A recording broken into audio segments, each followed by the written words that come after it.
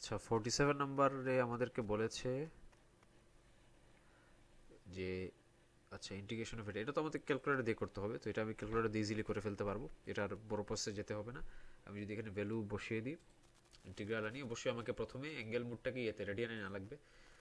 তারপর এটাকে আমি ইয়ে করলাম, নিচে আমার কি কি লোয়ার লিমিট হচ্ছে √2, তারপর আমার এখানে আছে 1/x√x² - 1। এখন আমি এখানে একটা একটা করে ভ্যালু বসাই, আপার লিমিট প্রথমে √2 বসাই, 2 বসাই, 2√3 বসাই, 3√2 বসাই, তাহলে আমি একটা একটা করে চেক করি দেখি কোনটা ম্যাচ করে।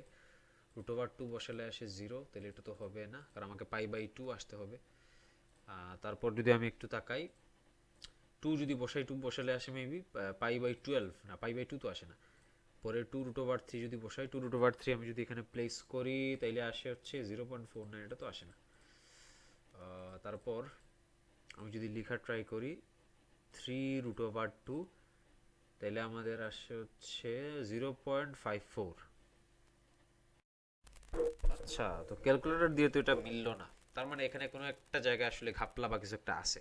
আচ্ছা, আমি যদি একটা কাজ করি এখানে, সেটা হলো আমি যদি এটা আসলে কিসের ইন্টিগ্রে এই আমরা যদি সেকেন্ড সেককে আমরা যদি ডেরিভেটিভ করি তাহলে কি আসে, সেকেন্ড ভার্সকে ডিডিএক্স অফ সেকেন্ড ভার্স এক্স কে আমার আলটিমেটলি এই জিনিসটা না, এটা তো আমরা এইচএসসি তে পরে আসলাম যে ডিডিএক্স অফ সেকেন্ড ভার্স এক্স করলেই তো আমার এই জিনিসটা আসে, তাহলে ইন্টিগ্রাল করলে আমার সেকটা আবার ফিরে আসবে, এটাকে ইন্টিগ্রেট করলে তাহলে আমি এটার ইন্ডিকেশন সমান আমি বলে ফেলতে পারি না সেকেন্ড ভার্স এক্স।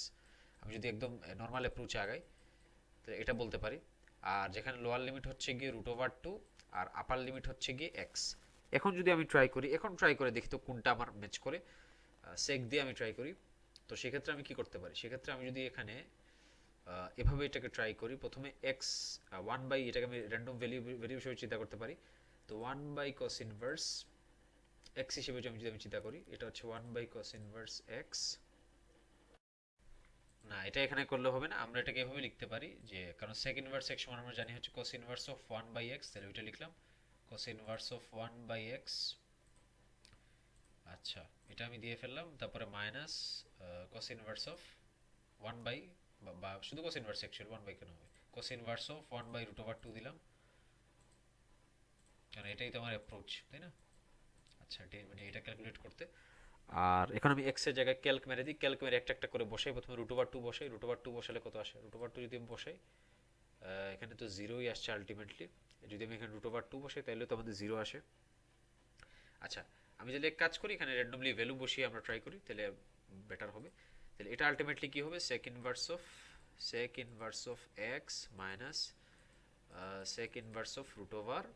তো এখন আমি প্রথমে যদি √2টা এখানে বসাই, তো আমার আনসারটা কত আসছে, আমার আনসারটা আসছে কিন্তু জিরো, যেটা আমাদের ক্যালকুলেটারের সাথে ম্যাচ করছিল।